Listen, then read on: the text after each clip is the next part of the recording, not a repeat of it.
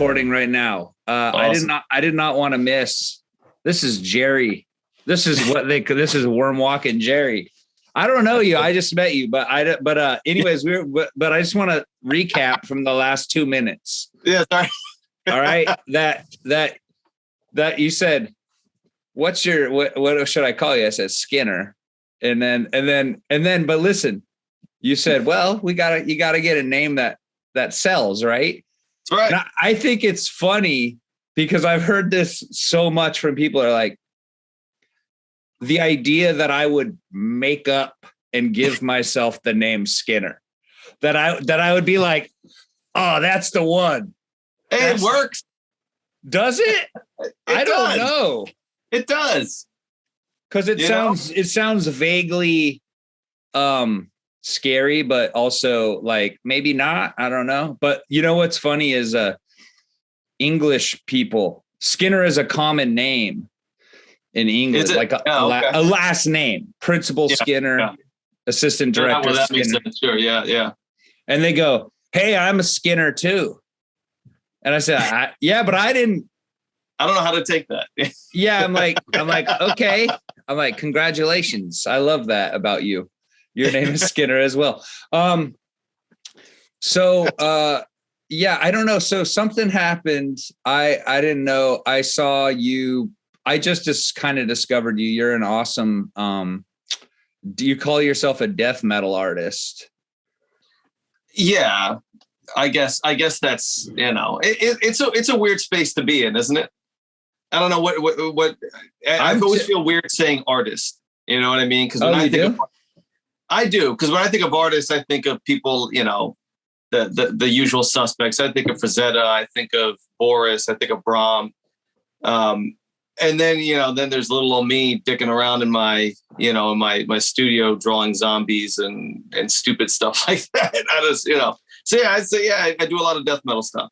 Yeah, we're all very critical of ourselves. So we right. Yeah, I guess though, in a way, and this is something I think is interesting about you that I relate to, and that why I immediately wanted to talk to you was that there is a sort of innate, it's like we're like maggots of how much we love things. And so we burrow into it, and we're just like, this is what we love. And so the thing is that I personally hold so much reverence for the names you just mentioned, as well as many others, of course. And so I don't consider myself, nor will I ever, probably, no matter how good I get ever, it's for someone else to decide. It's not for me to decide. And so I feel like I just love, and I accept that about myself too, actually. Mm-hmm. I accept, like, hey, I ain't no master. And you know what? There's a lot less pressure. Yeah, there is, right? There's a lot less pressure. I go, listen, I did my best. Yeah. And I personally know where in this cool drawing that somebody sees where I kind of phoned it in or where I got bored or whatever. So, but I saw that I want you to talk about your, like the albums you've done and the covers and stuff. Okay. But one of the main things is I have never seen somebody talk so candidly and confidently about their knowledge about superheroes, and it's funny because it's 50% bullshit. That's why. Well, it's 50% bullshit because it's entirely based on a personal bias. Totally. It's all personal bias, and so totally. And then it really started to get me thinking about personal bias, actually, as this thing that really drives us. And I remember the very first post on my Instagram is a photograph of two guys at a comic book store that I would go visit every Wednesday. That's right. Back then it was Tuesdays. Yes. We're old, aren't we? Yeah. Well, I'm still young. I'm young and beautiful. And everybody says it. They're young and beautiful. No. So it's a photo of these two dudes. I would go and watch them argue about this guy. He almost picked up Thor's hammer. He couldn't because he's not pure of heart, all this stuff. But anyway, I want to get into this because you publicly posted this thing. Publicly. Public. Yeah, this is public. Oh, well, to I don't me. care. Come at me. I know you don't care. Come No, because I'm actually, here's the deal. I love meeting people that I feel like have, I feel like are smarter than me at something or know something. Yeah. But because I feel like your confidence belies your confidence about this subject, the Justice League versus the Avengers. The Avengers, that's right, yeah. Is like, well, maybe I could learn something from this because I have never connected with DC Comics. Never. Oh, that's fair. That's fair. And I don't know what it is, but I want to talk to you about that. Anyways, yeah. I do not want to gloss over the fact that you're a death metal artist, you're an economist, you have the same views about NFTs that I do, like all this. Oh, good. I'm glad. Yeah, I want We've been everything. scammed before, brother. That's why. The best part, a mile away. The funniest thing is that you arrived at the same idea that I did, which is it's Beanie Babies, it's comics in the 90s, it's Pogs, it's speculation scams, and also I think one thing that people don't get about it is that, what's the best way of getting regular people involved in your pyramid scam? Telling them that they're going to make money from it and that they'll 100%. Get it. And so they go, I want a Bored Ape or a whatever. And they buy it. And then, whatever happens, I want an alienated anteater. I want that. So they just do it. They just get it. And then all of a sudden, like they just have a bunch of these things in a couple of years that are worth nothing. And then the other people are rich. But anyways, so explain to me, let people know about you. And then we're going to dive into this Justice League versus Avengers shit. If you, I love talking about that stuff. I mean, look, like I said, I'm old. I mean, I'm going to be 40 years old this year, which I know for a lot of people isn't old, but it is to me. Mm-hmm. And so, I mean, my love of comic books and art and D&D and all this. It's funny when people say, what are the big influences, all that stuff. And like I said, it's the usual suspects.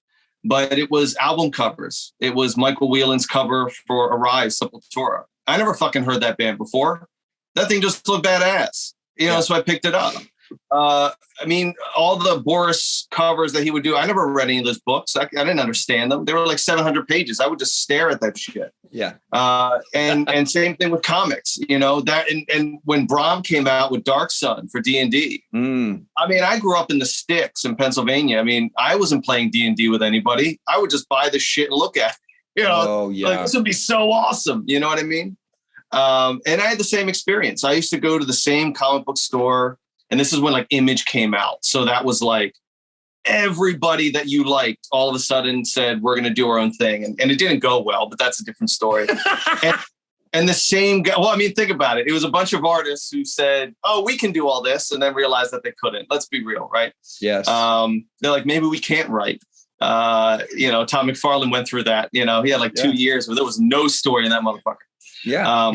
But it's funny because you say that the same guy that I used to buy my comics from, used to go to the shop and play Battletech, is literally an owner of my local comic book store 5 minutes away. And I still buy comics from the same dude for the past 30 years, which is just crazy. Yeah. And you can see from my little office, it's all like, we just love things. Yeah. Like you said, we just Hellboy. I love Hellboy. And that's signed by Ron Perlman too. Oh, dude. I saw him walking his poodle in New York. Is that right? Yeah, a couple years ago when I was there, me and my wife, we were walking around, and I looked up. There's this big ass. You can't miss them. No, I was like, wow, Ron Perlman's dog is small. Could be. Yeah, so probably a Rottweiler too, right? Compared it was. To him. Yeah, I know. Yeah. Yeah. But no. And so like I've always been interested in art, and of course, when I was a kid, I wanted to be a comic book artist. And because you have that amazing, I guess you would call it a comic, right? Skin Crawl magazine #1. Magazine. Yeah. But and it goes even deeper than that. And I know I'm totally waving off the point because it's no, I don't care. But I like this. But you know what I love about, because I know you love Bernie Wrightson. I know you love the old school, Dave Gibbons and all those guys. Yeah. My dad immigrated here from Greece. So like he was obsessed with cowboys, comics and like anything perverted. So growing up, in the 80s, he would have like Heavy Metal Mag. He would have 1994, Vampirella, Creep, Eerie, and then like Savage and Epic. And when I was a kid, I mean, come on, heavy metal. It was all naked chicks. It was awesome. And I saw you're on the cover of it this month too. That's awesome. Well, that's actually an old issue. Is it? Yeah, it's from a couple years ago. Oh, I thought it was new. No, but every once in a while I'll post it, and then everybody will congratulate me, and I just there you go, one more time. And I just accept it, because that's my favorite thing is through therapy is to accept that people like you. And it's weird. And I just go for it. I go, okay, this is cool. Yeah, I'm like, all right, it feels better this time than last time. Yeah. But I'm like, ridiculously spoiled. And so it's more like if I can, like, it's like it's accepting when people are happy for you or like you it's weird. It's easier when you like yourself, or if you're I'm not a hideous like freak that should be hit by a train, like I'm okay. So it's like, and through therapy and through I've learned to accept that I have some skill. Well, I'm just not an evil piece of shit. It's like I'll start there. Yeah. And then I'll build up until I'm a little baby angel. And I go, I'm an angel at the top. No, but I think like you just turned 40. I'm turning 44 in March. Yeah. And I am now, it's like for the first time in my life, I'm able to experience like a lot of stressful situations without being completely comatose, destroyed by it from trauma and weirdness and stuff. So it's cool. But listen, we're getting back to you, Jerry. Listen, stop. Okay. This is a complaint. I interviewed my high school art teacher, and he's like, I listened to your interviews, and you don't interview. You never stop talking. So that's okay. No, it's not. It's not. But see, I'm also a teacher, so I never shut the fuck up. Yeah, so you're a great orator. You're actually a really wonderful. I was impressed. I mean, because I think I don't experience too many people who can speak into the camera via Instagram and who can concisely pull together sentences and ideas and concepts very quickly. And I'm like, wow, this guy's good. This is great. So that actually, obviously I never became a comic book artist. That never happened. And it never will. There's still time. Oh, fuck that. No, I can't do that. It's really hard. It's so hard. It's so much. It's hard as fuck. It's so crazy. You know how much easier it is just to paint like a barbarian? Yeah, one thing. Yeah, like a guy like that. Yeah, he doesn't have to move. I love it. Yeah. I'm thinking about going back. So I went to college, and then I went to graduate school and all that. And I was in academia for a while. I mean, I've been teaching college for like 15, 20 years now. Oh. So yeah, that could be you got to think really quick, because I have to nonstop talk for, an hour, sometimes 2-3 hours, depending how it is. So maybe that's where that comes from. Well, you're using it's like exercising your brain all the time in that way. And I noticed that during the pandemic, I hung out with a few people, but I was mostly just working and writing and doing these things. And I realized like it's harder for me to recall words and thoughts and like communicate and everything. And so part of the deal was like starting this podcast thing was to remember how to form sentences and thoughts again and like how to interact with beings. Yeah. And I'm, and I mean, because people think I'm, drugged out or drunk and I'm like, no, I'm just trying to come back to normal. Like level. I think most artists we're obviously very introverted people, outside of my dogs, my wife and my 2 kids. If I didn't have to go to work and teach students, I wouldn't, who would I talk to? Nobody. The comic shop guy. The comic shop. Yeah. Once a week, I go in and do the same thing. Bullshit about comics. Yeah. But, well, I'm going to tell everybody, the internet and like Instagram is sort of busy. So it's very rare. It's like, I'm always kind of looking for cool artists and people and stuff to connect to. And then, so I saw you and I went to I think you commented something. And then I went to look at your stuff and I was like, this is cool. It's really weird. Thanks, and I was like, this is awesome. I got to get into this guy. And then I started checking out your stories. I was like, this guy's the total package. This guy can bullshit for hours. No, I was like, this is really fun. Well, what's so funny is I had this meeting yesterday with iHeartRadio and my friend Blake to get like a podcast going. Nice.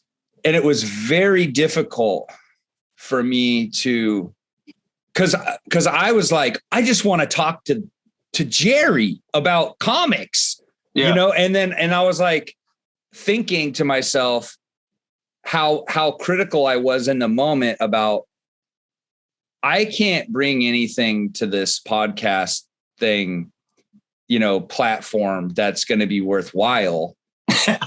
You know what I mean? Nerd content. Yeah. I'm like, this isn't, but it's funny because Blake is like, no, it's cool. What you like, the stuff that goes on that you're interested in is cool. It's okay. Yep. It's fine. Yeah. And I'm like, oh, hell no. And then I was like thinking after that, I was like, dude, I'm going to talk to Jerry. We're going to talk about comics. We're going to talk about weird shit. I was like, this is going to be awesome.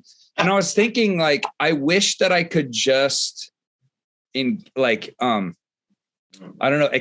and really just accept that about myself, I guess, or about that, because like I accept it and love it in others so deeply, where I'm like, oh, this person's like totally in their shit. This is so cool. Like, so like to have again, I think it's an age thing, because I know like growing up, I was into probably the stuff most people, I was into comics, I was into video games, I was into John Carpenter movies, I was into horror.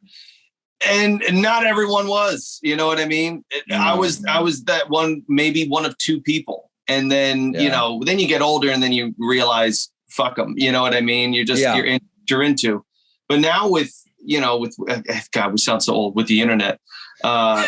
You realize, there's a lot, a lot of people are into this stuff. You know what I mean? Our people, it's so interesting because people in our sort of age bracket are like, sorry, my cat is. That's okay. In our age bracket are like, are kind of like in control of a lot of maybe cultural things that are going on. Yeah.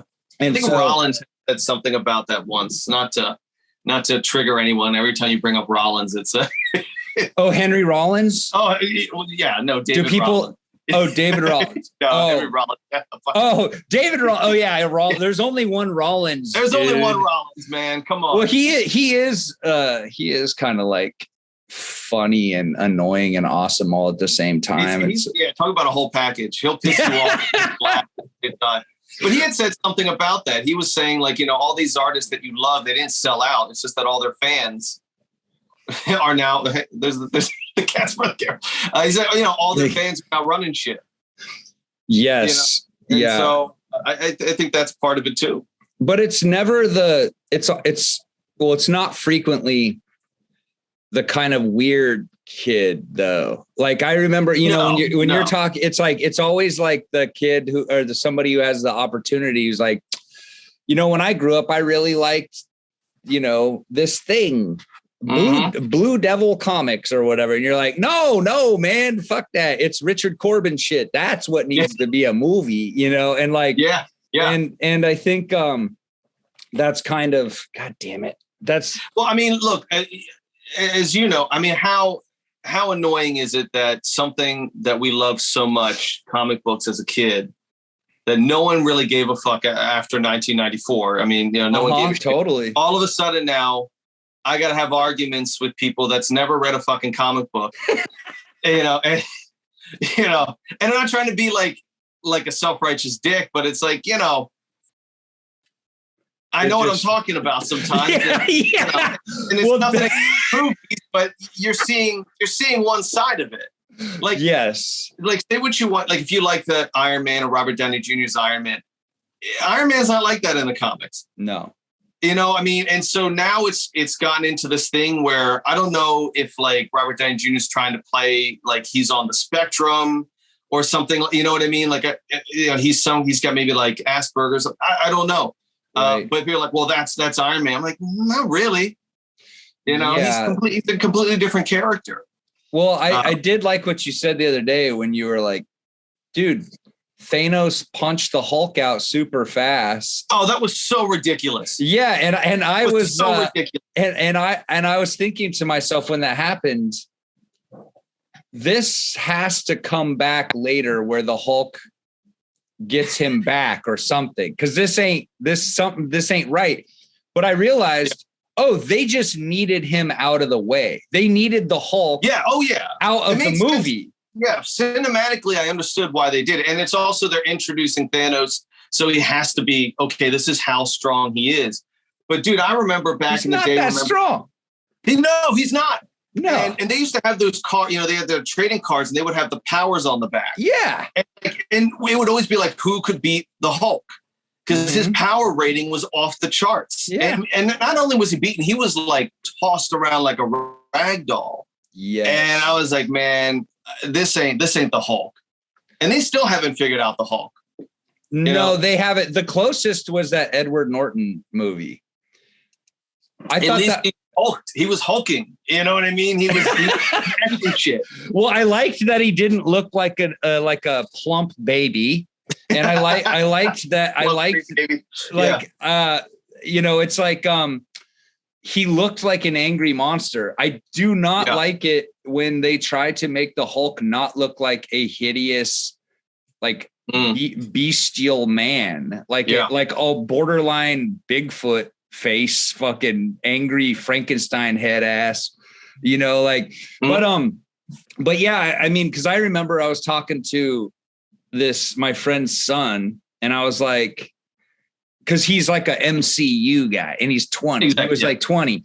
Yeah. And I was like, that wasn't right, man. That was that. And it's funny because then my bias is also exposed from years and years and years of being invested in what my concept of the Hulk is, because the Hulk is that's my guy. That was my dude growing up. And he's like, oh no, like that's like the Hulk. And I was like, no, but he's supposed to come back or something. Like it just was so not correct. Well, I think, I've always been very critical of those movies on a number of scales. One is just, again, comic accuracy. And also I think there's so many plot holes in those movies that it angers me. But I think the difference is, it's one thing because as anyone who reads comics, Green Lantern's my boy. He's tattooed all over my chest. I got a shitload of Green Lantern collectibles. Oh, you love Green Lantern. Oh, I love Green Lantern. Green Lantern's my boy. Has every person who's written Green Lantern done a good job? No, I love Grant Morrison. His recent run on Green Lantern wasn't very good. I didn't really like it. I think the difference is I could say, okay, whatever. You know, I will read something else. It's not a big of a deal, as opposed to getting on the internet and like breaking the fuck down and like not being able to cope with life over the fact that Grant Morrison is writing something that maybe I particularly didn't enjoy. Maybe he's writing for a different audience. Okay. Yeah. So these movies are for a different audience. If someone enjoys the MCU, that's great. But if I'm going to say, look, I think Civil War was a shitty movie. It didn't make any fucking sense to me. Right. And I mean, it wasn't even close to the source material. And I don't even like the source material because I fucking hate Mark Millar. But right.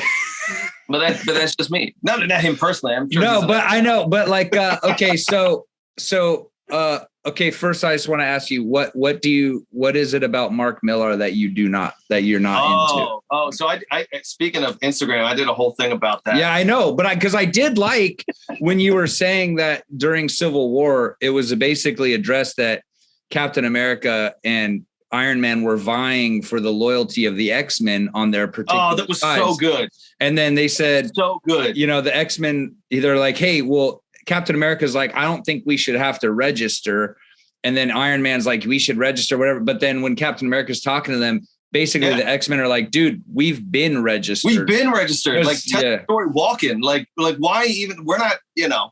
Oh, and that was actually, to me, the highlight of Civil War was just the X-Men being like, you gots to be kidding me. Yeah. Like because they've been treated as second class citizen heroes. Avengers have given a crap. They've never backed up the X-Men. They could have for like the past 50 years, but they rarely do. Yeah. No, Mark. So one of the reasons why I think I put Mark Millar and Garth Ennis in very same categories of writers. It's not that they're bad writers.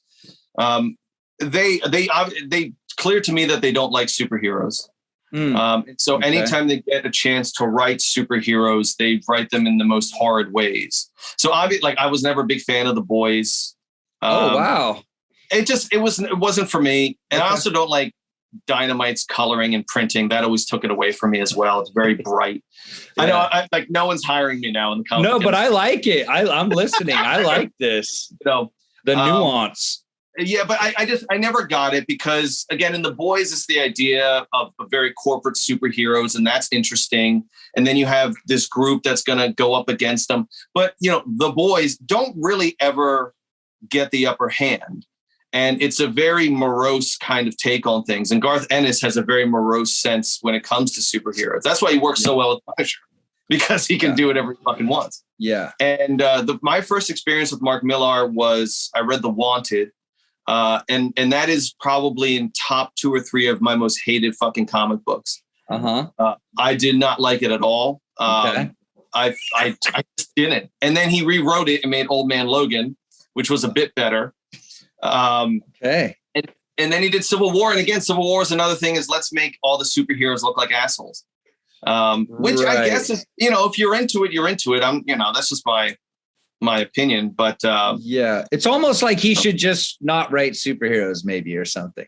But I think that, like, you know, he's getting jobs. Well, when Alan Moore did Watchmen, he kind of broke the situation. He made it like, yeah, but he liked superheroes though. Well, I think actually that he liked superheroes, but he also really liked superhero creators. And he had an obsession with Ditko. He had obsession with Ditko. He loved Kirby. He was really, it was like he's like us, in love with the form and in love with the players and and the people. And so, and it's so, you know, I don't know. It's like interesting because the comics there's so much mystery that goes into the people behind comics and what we assign this sort of mythology to them. And I think that there's not a lot. It's like, let's say like Garth Ennis or Mark Millar, or like a lot of art, like writers, it's like they show their hand so much, you know, and I don't know how to explain it. Did you watch Castlevania on Netflix? Warren Ellis's, right? Yeah. Yeah. It was good. Okay. Here, this is what I mean by showing your hand too much. I felt like every character in Castlevania, and I liked it, but I felt like every character had every character had the same personality. And that personality was Warren Ellis. And that's everything that he writes. Right. And so I love Warren Ellis. I think I do too. Great. Right. But I think it's, you hear what I'm saying? I agree. Yeah. Yeah. Okay. Because like, I think that, there was like there's something in the subconscious mystery of those early Marvel comics and some DC shit where there was no showing your hand. You were desperate to get it done so that you could make money, so that you didn't, your family of, 3 children, 5 children didn't starve or whatever. Sure. It was just churning out pages. Yeah. Literally just getting things done. And now it's like the universe of comics and all this stuff has been usurped by industry. So it's all about what's your name? What have you done? Who are you? Like all this stuff. And,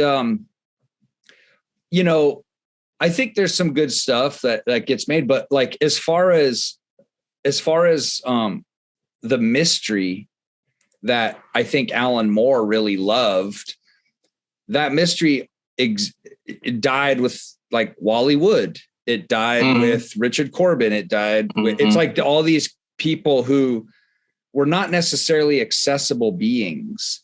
And I think that that's kind of the thing that I feel a little bit sad about in art, comics, everything, is mystery being gone because of accessibility.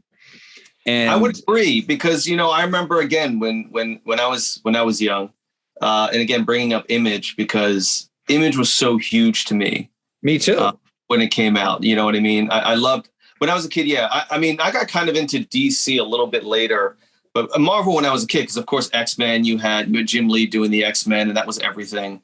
And say what you want about Liefeld, right? Yeah. He couldn't draw feet or hands. We all know this. And he's admitted it. He said he got too famous too soon. But his shit was banging. I mean, I was every Liefeld thing. It was very inspired. Big time. It was very inspired. Yeah. And people like Jim Lee, and I was obsessed with Savage Dragon and Eric Larson. Yeah. And I was young. So, I mean, like, I wasn't going to big time comic conventions where these people would show up. I mean, I didn't know who they were. They could have been living on Mars for all I knew, and now, as like, for example, I remember Jim Lee had come out with, because Image they'd come out with one issue, and then it'd be like 6 months later, the second issue would come out because they were so terrible at their jobs. But he had put out this one, Death Blow, which was this black and white comic, and it was just one issue. And I swear, man, I must have read and looked at that thing like 1,000 times, just that one issue. And I didn't realize it was him just doing Frank Miller. It was him just doing Sin City in that style, that black and white style. But for me, like, I look at it now and I'm like, it's okay. But like, when I was a kid, it was like, how could anyone do this? Yeah. How could anyone draw this or think this up? But then, you get older, you learn a lot more. And again, like you're saying, with the accessibility and all that. Now, of course, I say that as someone who doesn't shut the hell up on my Instagram feed. I love it. There's that problem. Sometimes people are like, hey, I'm in Philly. Can we meet up for coffee? And it's like, no, that's it's not going to happen. Well, I think it was the way that things were. I mean, that was really a zeitgeist of stuff with Image. That was really, that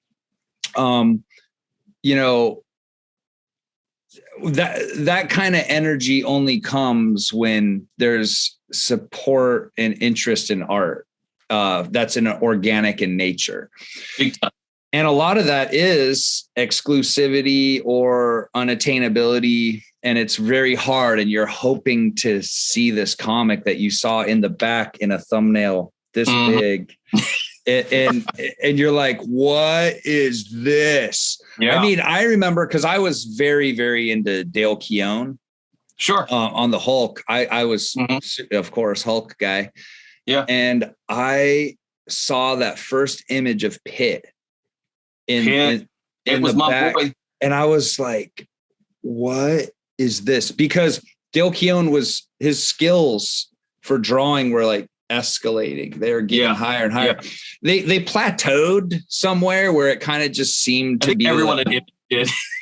Yeah, well, it's interesting. It's so interesting because you see, like, you know, I watch cartoonist kayfabe sometimes, and I love it. And they'll do a thing where they look back at an old comic, like, say, you know, old Rob Liefeld X-Force, like prime time Rob Liefeld. God damn it! Yeah, and you look at it now, what Rob Liefeld does now, and it is so interesting. The kind of how just not inspired his art is. It's like he's just getting a paycheck or something. I don't know. It's exactly what it is. Even Jim Lee. I mean, I know he's editor now, so that's a whole thing. But his art has gotten like kind of like I was tired of it, but then I saw this Joker illustration he did a little while ago, and I was like, this is extremely high level actualization of skill. Oh, without a doubt, but it's not going anywhere. No, he's incredible. And look, again, just because I grew up with Jim Lee was like my obsession, like a lot of people. I don't think I was strange in that. But it hasn't changed. I mean, he's gotten just amazing at his craft, but there's nowhere to grow because he's not also spending a lot of time on it. He's running a comic book publishing house now. Yeah. But also because there's been so many people that have aped his style. And I don't mean that in a mean way. We all do that, you know. Yeah. But you just see it everywhere. It's like I always say what you want about Frank Miller on a personal level. I mean, Sin City artistically is incredible. I'm like obsessed with his Daredevil run. I was in Seattle a few years ago for an economic thing, and we went to, I think it was one of the places in Seattle, and they had the Marvel exhibit, and they had all the movie stuff, and I'm like, okay, that's cool. But then they had old pages of Kirby, of Ditko, and you know, you see the blue pencil, and you see the taped on corrections of the frames. Yeah, and they had a lot of Frank Miller's Daredevil stuff, and I was with my wife, and I mean, I almost started tearing up. Oh yeah, because I've seen those things, and then I'm staring at it, and I'm like, you know, everyone has copied this style. You know what I mean? Everyone has copied his writing style. You know, you read Batman, you know, Dark Knight Returns now, and you're kind of like, man, it's very wordy.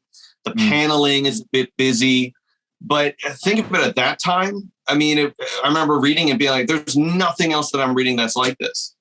And then Image came out and everything was very hyper violent in the 90s, which I loved. Because, you know, that's just you know, I'm not a violent person, but I like it in my comic books. Well, you know, when you see those pages, I went to a Jack Kirby exhibit in Los Angeles a couple years ago. I have the book. It's Comic Book Apocalypse. I see it. The Graphic World of Jack Kirby. That's what it was. I could see the book on my shelf. You're this close to that moment of making that magic, that you're this close, and you know, you're with it. Of course you'd tear up if you love it so much, you know. I remember they had just full splash pages, Commandy and Silver Surfer and like, Commandy. You know, yeah, Commandy. But we have a comic book museum in San Francisco. Cool. And I went to go see the EC exhibit. Oh, nice. And it was all Jack Davis, Graham Ingalls, Reed Crandall. It was all the Feldstein. It was incredible, man. It was like the most iconic images, you know, and it was there. And you kind of can't believe it's real. It's so intertwined with the universe or something. It's very strange to experience as a nerd. I'll tell you what, and I'll get really nerdy with you. Yes. Speaking of when I started to say, should I start taking art seriously to be professional with it and things like that? And like most people, I was going through some things in my professional career and in life, and I was unhappy and things weren't working very well in academia and all this kind of stuff. And I live very close to the Pocono Mountains, which is where Frazetta's museum is, where he lived. And so me and my family were going up to the Poconos, it's like ski resort areas and stuff like that. And I said, I want to stop by the Frazetta Museum. And so my wife's cool, sure, whatever. And we went there, and there's two Frazetta museums, technically. There's one here in Pennsylvania, and then I think there's one in Florida that his granddaughter runs. The one up here, his daughter-in-law and his son are there. And we got there, and his daughter-in-law gave us a tour, and seeing, for example, one of my favorite one, the Cold Blade behind you with the polar bears and all that. The original is there. And afterward, I told him I was very quiet, and when I said, "You okay?" I'm like, I have to take it all in. It was akin to a religious experience. And I was like, I said, you don't understand. This is stuff that I've been staring at from my dad's old Conan books that he bought in like the 70s and the 80s. And this is a style of art that, the fact that Frazetta isn't in, the Louvre. It's insane. It's insane to me. Okay. Yeah. His anatomy wasn't the best. And it's always kind of funny, Frazetta isms, it is the best. Some people have 10 packs and you're like, I don't think that works. But it doesn't matter. It's fantasy. Exactly. All right, Boris maybe is better at anatomy than that. Who knows? But it gave this respectability to this art form that we love, and it just blew me away. And when we got home from the trip, I was like, this is what I want to do. This is what I want to strive to do, because it meant so much to me. And how important it was to me that it has to have value. So and you're right there with it. I know. I think Robert Rodriguez has a bunch of his pieces, and Kurt Hammett from Metallica has a bunch of his pieces. Funny thing I didn't know about Frazetta though was that he never left. They call it a compound, but it's this mountain property. And if you wanted to talk to Frazetta, you had to go there. Yeah. So they have pictures of Stallone. They have pictures Clint Eastwood. They flew out to the boondocks of Pennsylvania to talk to him, because he's like, I don't leave. He never left. I like that. He's kind of like that was kind of a cool diva move. Oh, You're like, right? you want to come see me? You kiss the ring. That's right. You come kiss the fantasy. You come kiss the fire and ice ring, baby. Look, they obviously did, because there's nothing else out there. So it's not like it was on the way anywhere. Sylvester Stallone. How funny is it that like the people that go out there to buy are like these macho dudes? Right. They're like, oh, this art's for me. Well, the thing is any kind of representational, accessible blue collar art is not going to be in the academic world accepted. It's going to always be marginalized, and it's going to be used as a way to validate the value in the upper echelon of fanciness of, this is only the chosen anointed culture of people who are wealthy and educated can understand this stuff, so you're right. But I mean, you really hit it on the head. It does get marginalized. Of course. Right. Yeah. I mean, you look again, Boris and Julie Bell, right? They've been putting out that calendar, which I get personally every year for like 20 years now. I mean, the artwork is insane.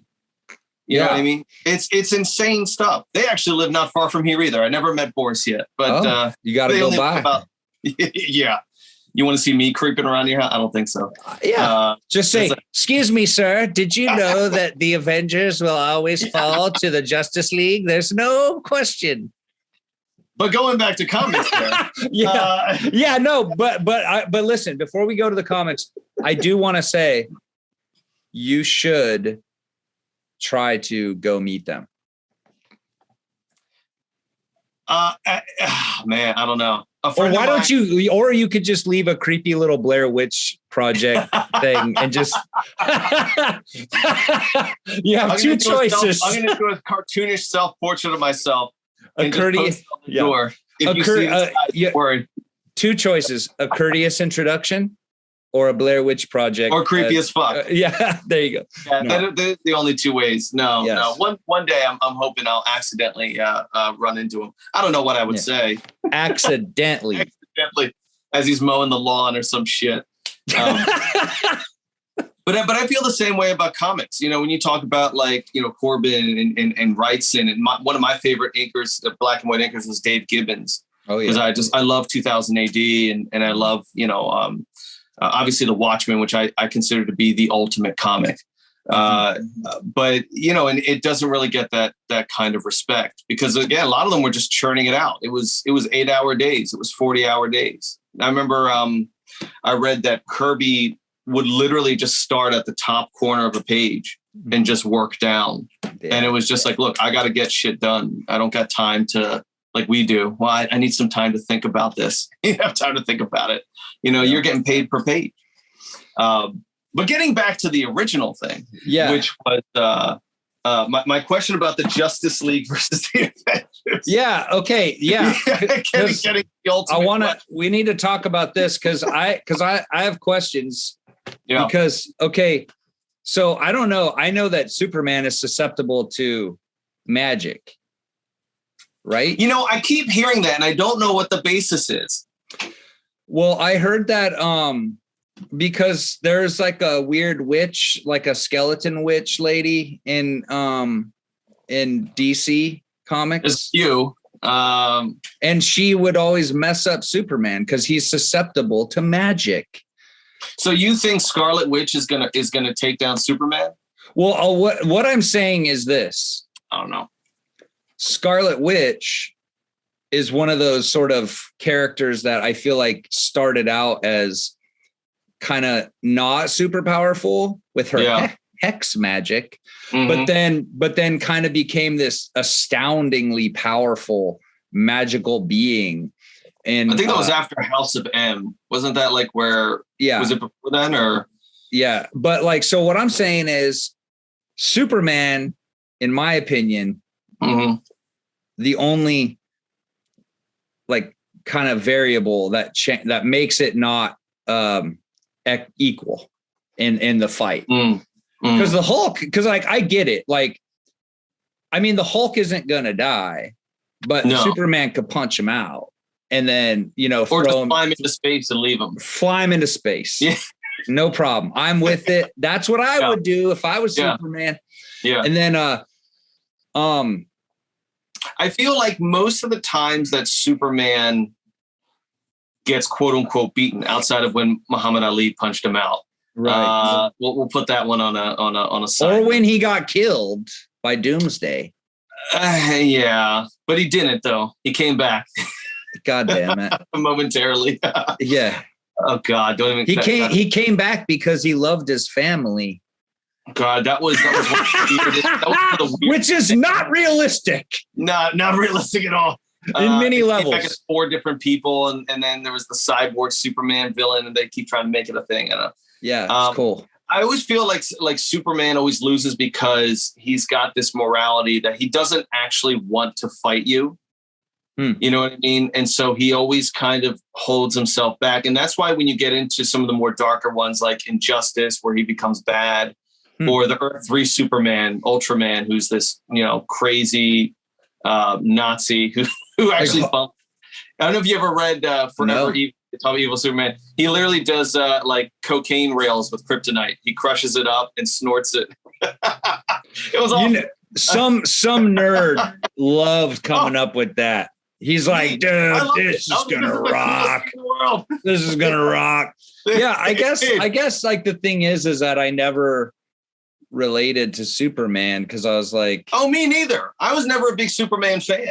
I never really related to Batman that much either, except for I was moody. But I was like, I always thought this guy's got a lot of good stuff. You got that really big commission and you got a big check, and you're like, yeah, I get you. he's got a lot of good stuff going on for him. Like, I don't understand. Like, like your parents are gone. You could party. Batman was, again, when I was a kid, Batman was cool. And, Bane broke his back and the whole thing. I never really got into Batman outside of some of the bigger, Long Halloween is pretty big. And some of the stuff that Scott Snyder did was pretty good with the Court of Owls. But I will say that there is like increasingly, and again, I think this is because of the movies, a huge amount of Batman slander online by people who don't read comics. And they'll basically just say, well, Batman's just a rich dude. And it's like, not really, right? Because Batman, yes, he's got a fat wallet. We know that. Yeah, right? He's rich. He's rich, but he beats up people. Yeah, mentally ill people. Well, he's mentally ill. Well, I think mentally ill. Well, people are projecting their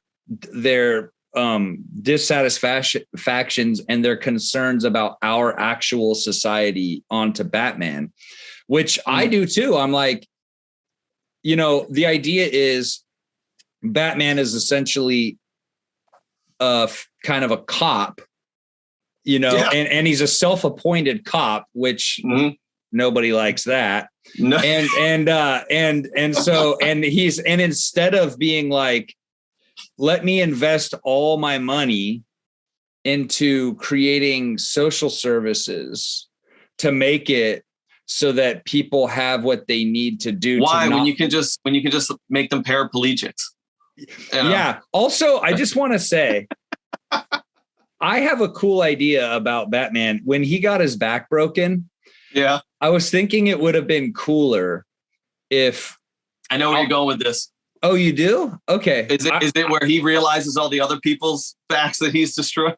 Oh, well, that's cool. I like that. But no, mine's more obtuse and stupid. It makes no sense. Alfred goes, dude, your lower body is done, bro. You're done. This is it. It's over. And he goes, Alfred, help me. And then Alfred, he's like, I need my legs back. And then Alfred hires, I don't know, some weird scientist guy to make a lower body for Batman. But it's just like a hideous, scary, like Terminator skeleton legs. Interesting. And dick.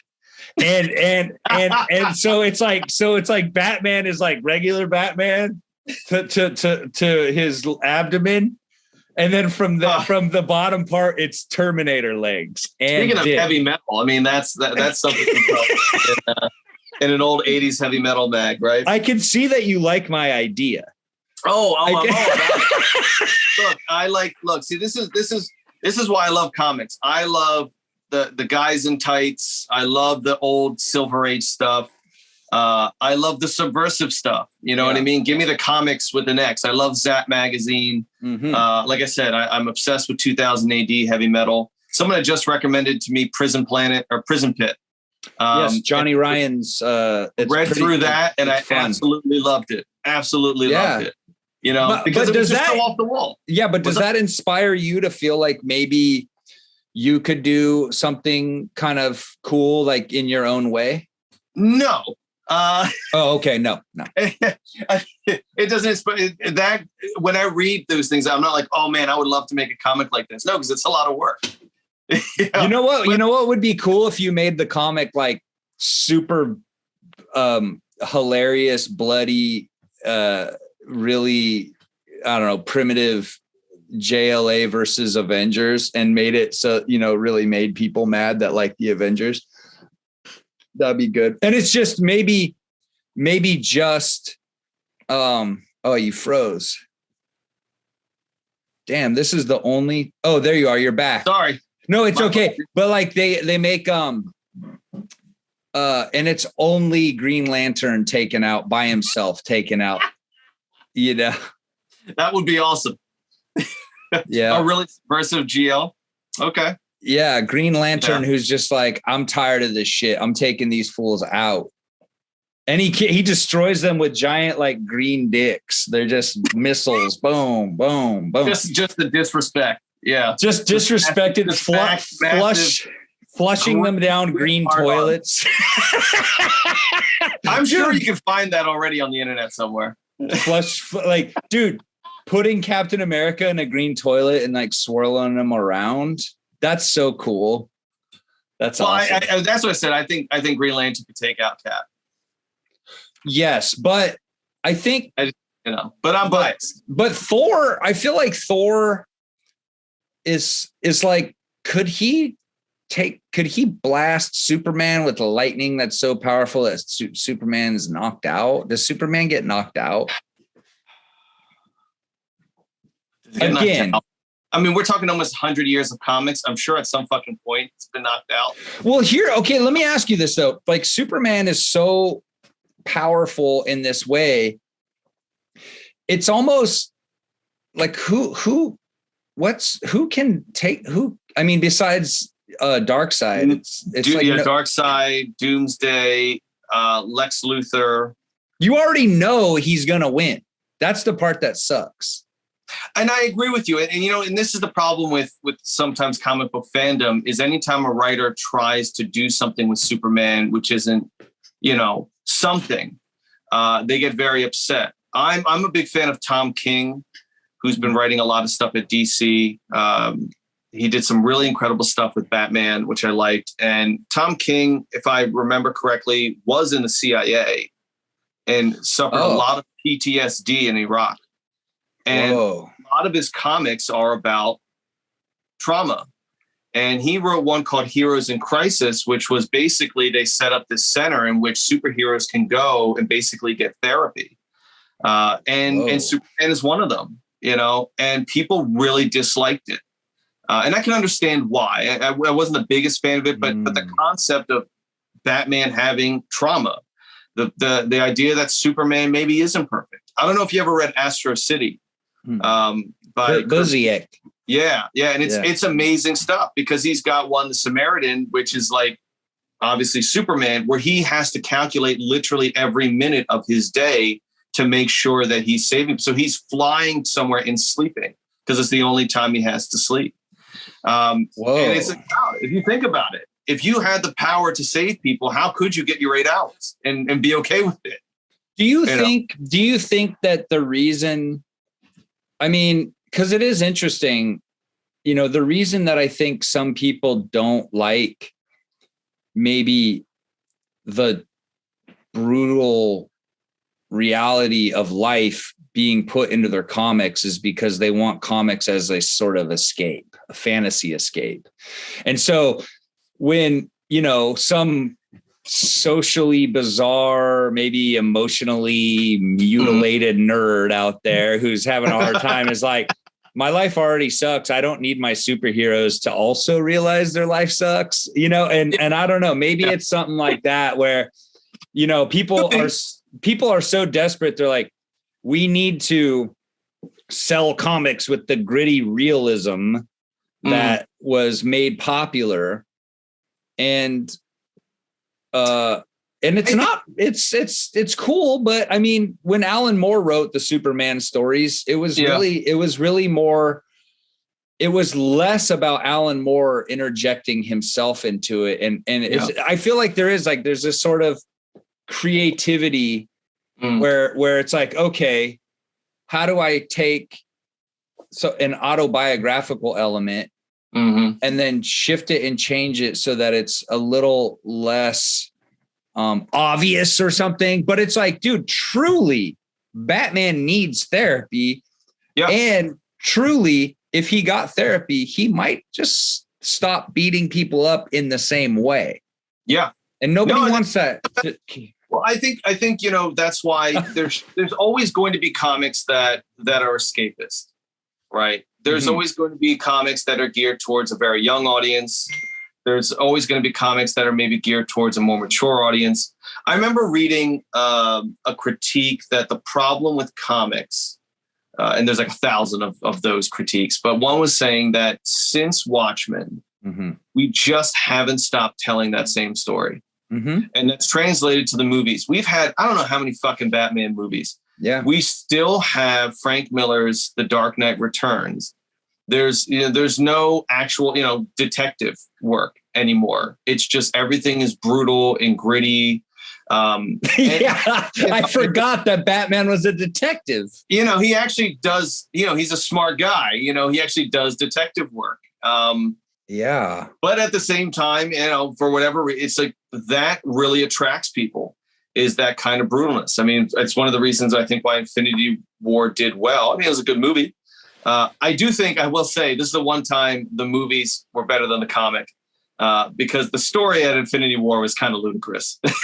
Yeah, of course. With Lady Death and all that. I mean, it was so hokey. I'm glad they changed, because that wouldn't have worked on screen. But I mean, I think there should be those different areas for it. There's, you always have those comics that are like Sandman. You always have those comics, usually they're from British writers, that would go to Vertigo. They would go from 2000 AD to Vertigo. And Grant Morrison was another one. And I don't think they should be one thing. As much as I like hyperviolence in comics, and I like the idea of superheroes dealing with trauma, I don't want to read it all the time. You know what I mean? I don't think Superman should constantly be thinking about PTSD, because that'd be weird. But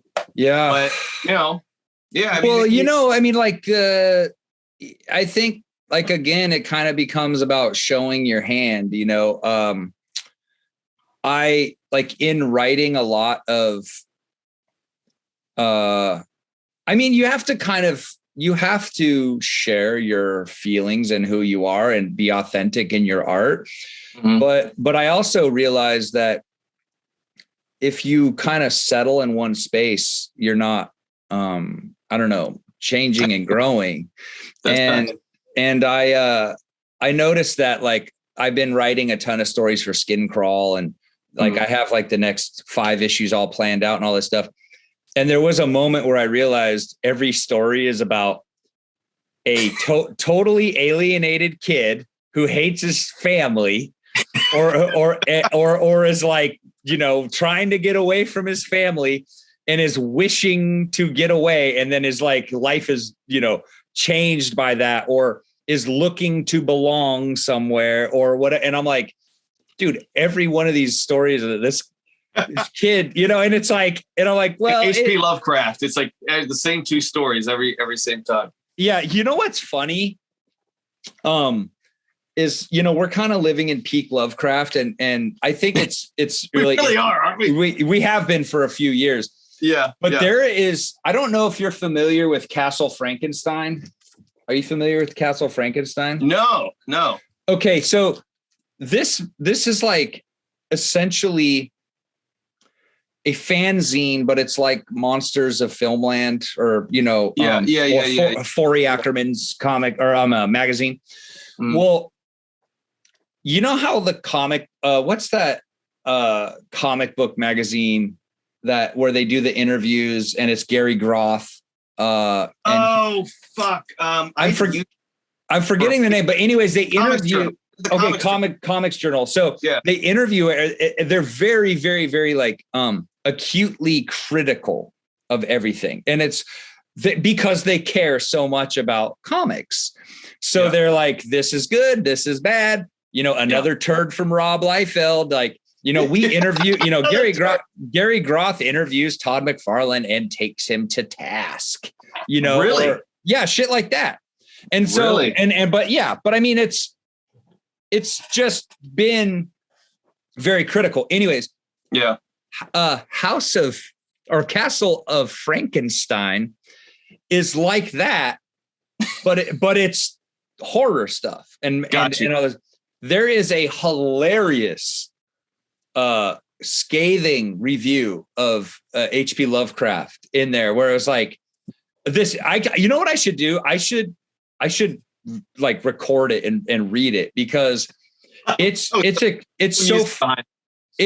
funny, because the dude is like, if something isn't unimaginably scary, it is impossible to describe. Relentlessly, like a series of things that are impossible to understand. Like, it's very funny to listen to it, and I got a lot of joy out of it. And I should find it and read it, because there's nothing I like more than finding disgruntled people's evaluations of stuff.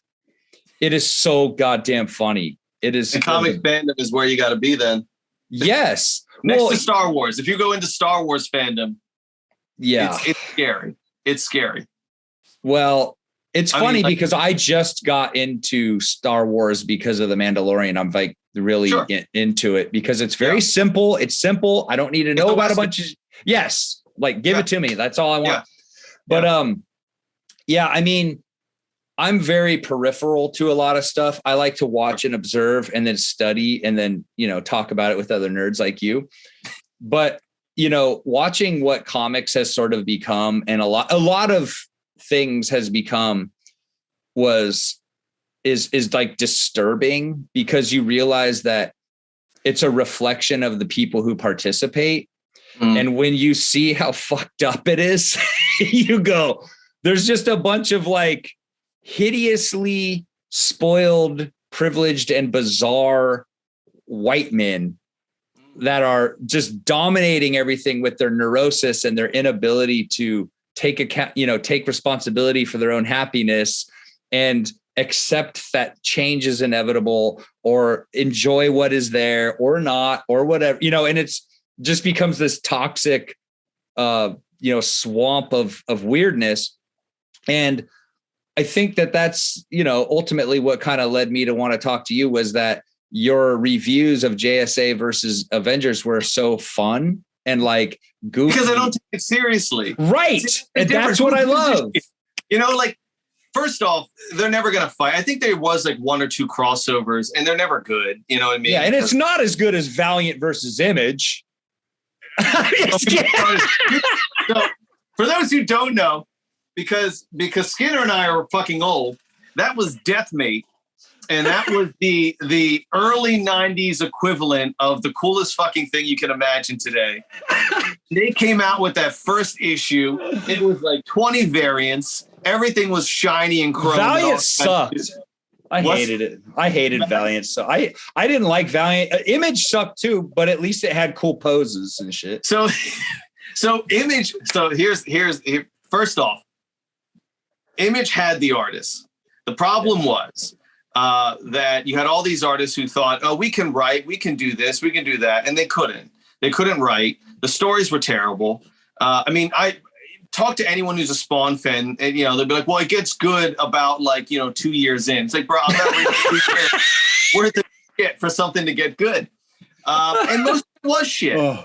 Valiant had actually, they had Jim Shooter doing, I think it was Magnus Robot Warrior. There was some good stories, but they had terrible art. Yeah. They had terrible fucking art. So then they had that crossover of these two things, and they put out the first issue, and the second issue was supposed to come out the next month, but it didn't come out till 3 months later. Mm-hmm. And then the third issue didn't come out till 6 months after that. Everyone didn't give a fuck. But we were all lining up. We were ready. Of course we were. Come on. We didn't care how bad it was. You kidding me? But no, it's funny because when you have these conversations, we're talking, the Justice League versus Avengers. Does it fucking matter? No. Is anything an objective point of view? Yes. No. You know what I mean? So I just fucking, well, people kept bringing up people like Century, who's Century. Century. I mean, he's like, if he doesn't cry about it first, you know what I mean? Dude, the Gladiator is cool. He beat up Fantastic Four. That is true. That is awesome. True. Gladiator's up there. And the Hulk is the strongest one there is. That's all I'm going to say about that. And it's funny because I was talking to a buddy of mine, Pat, from a band called Swashbuckler. And he was the one that brought up that one thing I told you. And he's like, I don't know. He's like, I think the Justice League could sit out and the Teen Titans could take the Avengers. No. And I was like, no. And then I was thinking about it. I was like, you know what? There's an argument to be made. There's an argument. I think Beast Boy could handle the Hulk a little bit. Really? And then you've got Raven and Starfire. These are bold. Oh, it is bold. But that's what makes it fun. And if I'm, so this is the thing, if I'm engaging with the stuff, which I am, online, and I get, everyone knows we're just fucking around. But every once in a while you get someone that's way too serious. And you're just like, dude, fine. Well, what's my favorite thing, and we do have to wrap this up, but I do want to connect with you again. Oh no, don't, no apologies, brother. I love it. I find these pages on Instagram sometimes that are like, I found this one. It's very, very, very Hulk centric, of course, because I like the Hulk. Of course. But yeah, it's like a page. It's like, which of these Hulks do you think has the best power rating? And like and it's very extremely focused on the Hulk. Yeah. And it's extremely adorable and hilarious. And it's somebody who's younger. Yeah. Who's kind of like seeing things through the Dragon Ball Z filter. Yeah. Yeah. And so I'm like, oh, wow, this is amazing. And so I'm as a kid who literally watched Lou Ferrigno on TV. Hell yeah. While it was on, I am just kind of enjoying things as it goes and watching the way that people interpret stuff. And I don't know, through maybe therapy also, I just kind of like let go of everything. And maybe there needs to be a therapy fund for comic book people. You know what? That's what we're going to start. It's going to be called Chromium Therapy, Chromium 12-step release my soul from the chromium grasp. Speaking of the owner of my local comic book shop, we were talking once, and he was saying how, you know, everyone goes to him when they're buying their stuff and say, oh, you know, do you like this one? And he goes to me, he's like, you know what my favorite comic book is? Yeah. The one that person is about to buy. Yeah. It's like, because I want them to buy stuff. Yeah. You know, because that's the business he's in. And he's like, and what's the point of me shitting on someone? Dude, like, yeah, if you work at a comic book shop, that is a sacred duty. Yeah. To protect and encourage somebody to be interested in fiction and nerdy shit and use their imagination, because these are the ways in which we are navigating the terror of knowing we are going to die, and we're going to be buried in chromium coffins. Yes. No. Because I can tell you the old heads did not like Image when it came out. No. But I interviewed Matthew Allison, that artist Cankor, and he was saying he worked in a comic book shop, and I was like, oh, I would come in, I would buy all the Image stuff. And he's like, yeah, I would work at the shop and be like, this is, you're annoying, you're a stupid person. You know? And I'm like, yeah, dude, that was me. And everybody, but I was annoying as fuck. I was annoying, but I was like, oh, hell yeah, Pitt. You know, and I was like, hell yeah. It though. I love Brigade. Hell yeah. Profit. But you know, waiting for a comic for a year, I didn't care. I was like, I'm ready, bro. Bring it out. Just let me know when it's out. Yeah. Let me know, baby. I keep seeing that one image of Pitt like this. And he's got that little kid on his back. And the little kid, it was a weird Hulk Shazam situation. Yeah, and I was like thinking to myself, oh, you got to get rid of that kid, man. That kid is that kid is gumming up the works, baby. Get rid of that. He's totally killing the vibe here. It's like, his name is Timmy. I was like, nah, Timmy's got to go. Well, the whole comic went. So, I mean, you got your wish, kind of, sort of. I guess it's coming back. Is it? That's what I heard. There's legends. There's rumors. Really? Well, really? I don't know. I kind of want to draw the Pit, man. I used to draw the Pit all the time when I was in the 7th grade. Dude, I did a mural of the Pit. Did you really? Yeah. In my junior high, they let me do Pit on a wall. Yeah, dude, I wish I had photos of it, man. I know. I mean, that was back in the day. You got to get one of those disposable crank ups. Oh, shit, dude. And the flash would have ruined the picture anyway, so it doesn't matter. Dude, so, that's pretty badass. Man, I was cool. I was really cool. That was pretty badass. That is, dude. And he was like, when they do it, you got to get some cover work going. Dude, you know what? I'm ready, man. I'm ready. You know, listen, I gotta go. Wait, an artist. You know what? This probably should be off the record. But I always love it when artists are like, I'm closing up my books. Shut up, man. Closing up my books? Who rejects work? What? I don't know. You know what it is? I think that's people trying to project the idea that they're busy. it comes from the tattoo space, which kind of makes sense because, but it's like people are like, I don't know if you have time. It's like, no, I'll make the time. Are you paying? I need money so that I need money so that I can buy Shadowhawk #1 with it. I need it. But listen, dude, Jerry, this has been amazing. I feel like we just started getting rolling, man. We gotta let's do a part 2. Oh, by all means. I really like you. I'm very grateful for you. Likewise. Out in the world. You're awesome. Thanks, I'm excited to tell more people about you. I'm going to put this up on my YouTube like tonight or tomorrow, and then I'll send you the link and stuff. And I would tell people about you, but everyone knows. Oh, damn. That's really sweet to say. You know, this is everybody listening to my interviews is going to be so sick of me because it's like, oh, does anybody like me? And then I'm like, that's the whole reason why. Yeah. I'm like doing this. Like, do you still like me? But come on, everyone knows Skins, man. Yeah, you're the master of the airbrush. Oh, dude, do not say that to somebody who actually knows how to use an airbrush, because they will be like, that guy's. It's like that old Derek Riggs style. Yeah. Oh yeah. I'm getting back. We could talk about that all day too. Okay, I like a part 2 is going to be. We're going to talk about metal album covers, dude. That would be amazing. I'm ready for that. Yeah. All right, man. Well, I'm going to talk to you later. I got to stop Definitely recording and stuff. But hey, have a great day. And I'll talk to you later, bro.